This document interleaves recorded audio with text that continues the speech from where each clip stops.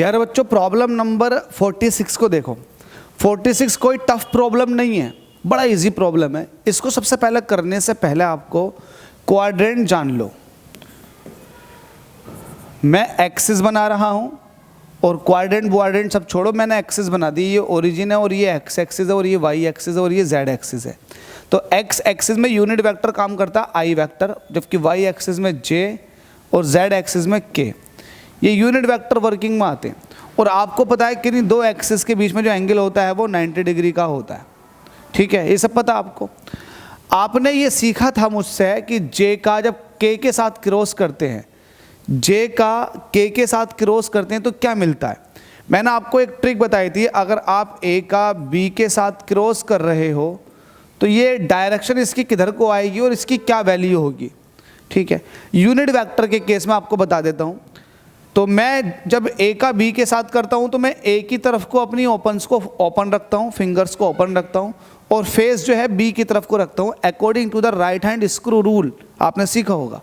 अगर आप आई का जे के साथ, सॉरी जे का के साथ, तो जे ये है और के ये है, तो जे का जब के साथ डॉट करूंगा तो मुझे इस दिशा में परपेंडिकुलरली डायरेक्शन मिलेगी, जो कि अपने आप में आई वेक्टर की होती है।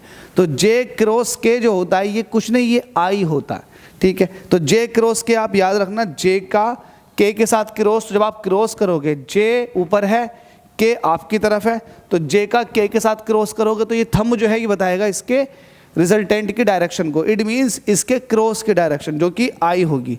तो इसका मतलब जे क्रॉस के ये कुछ नहीं, ये आई यूनिट वेक्टर ही है। तो ये डॉट लगा हुआ अंदर वाले का दिखा देता हूँ, ये आई आ जाएगा। किसका है ये?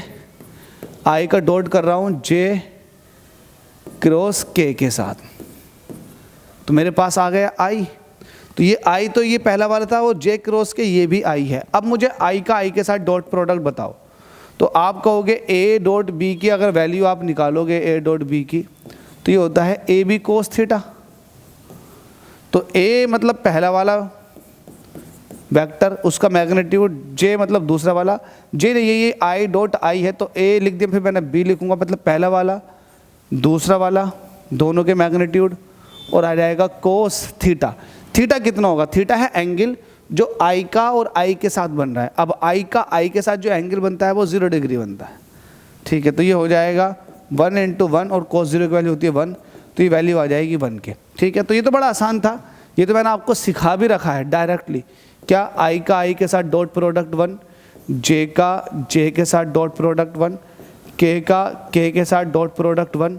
हाँ, अगर आई का जे के साथ डॉट करूँगा तो 0 आ जाएगा, जे का के साथ डॉट करूँगा तो भी 0, और के का अगर आई के साथ डॉट करूँगा तो भी 0।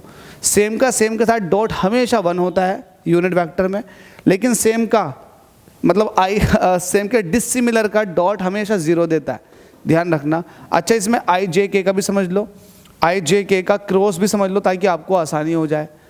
आप यहाँ लिखो आई, यहाँ लिखो जे और यहाँ लिखो आप के। ठीक है, अगर मैं आई का जे के साथ करूँगा तो आई क्रॉस जे, तो जो बचा हुआ है वो मिलेगा, तो बचा हुआ क्या है? के मिलेगा।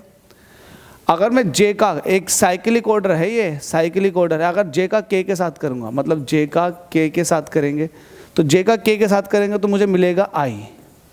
ठीक है, अब के का आई के साथ करेंगे तो के का अगर मैं आई के साथ क्रॉस करूँगा तो मुझे मिलेगा जे। तो ये सारी बात आपको बहुत अच्छे से समझनी चाहिए। चलो अगली प्रॉब्लम में मुलाकात करता हूँ।